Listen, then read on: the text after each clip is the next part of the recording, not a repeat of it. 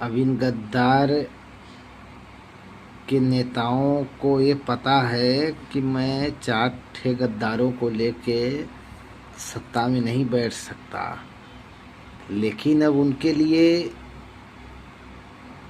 हिंदुओं के पास लौटने का कोई रास्ता नहीं है, क्योंकि अगर ये अब हिंदू सनातन में लौटते हैं तो अब ये इनको कसाई छोड़ेंगे नहीं, क्योंकि कसाई बनाने वाले, अनपढ़ गद्दार बनाने वाले सब यही पुराने नेता हैं जो आज तक जनता हिंदुओं पर राज किए, इन कसाईयों को, इन गद्दारों को लेके। और अब इनके हाथ से सत्ता हिंदुओं ने छीन लिया, तो अब ये बहुत चाहते हैं कि अब मैं हिंदू की तरफ लौटूं, सत्ता फिर से हासिल करूं, और अब हिंदू ही मुझे चोरियों से वही बचा सकते हैं जो इतना धन संपत्ति चोरी करके लूटा है। तो सरकार, कानून व्यवस्था तो अब सब इंक्वायरी में लगी हुई है इनका छीनने के चक्कर में।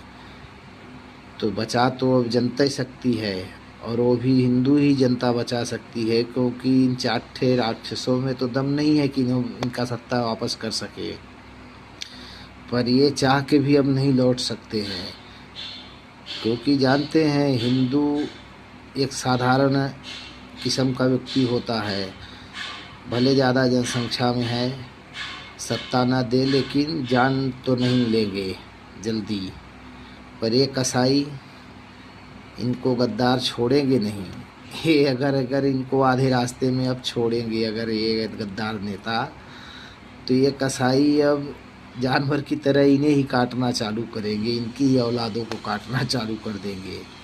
इसीलिए अब ये कांग्रेस के नेता, पुराने जितने गद्दार लुटेरे नेता हैं, तो अब किसी भी हद तक ये गिर रहे हैं, क्योंकि अब इनके अलावा कोई रास्ता इनके पास नहीं है।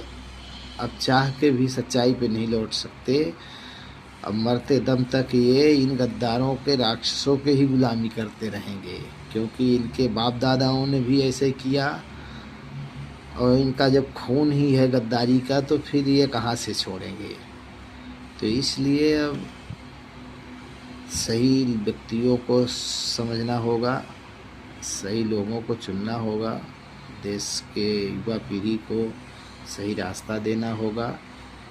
इन गद्दारों से बचें, चाहे कर्मचारी हो, चाहे नेता हो, कोई भी हो जो गद्दार है, उनकी परख रखें।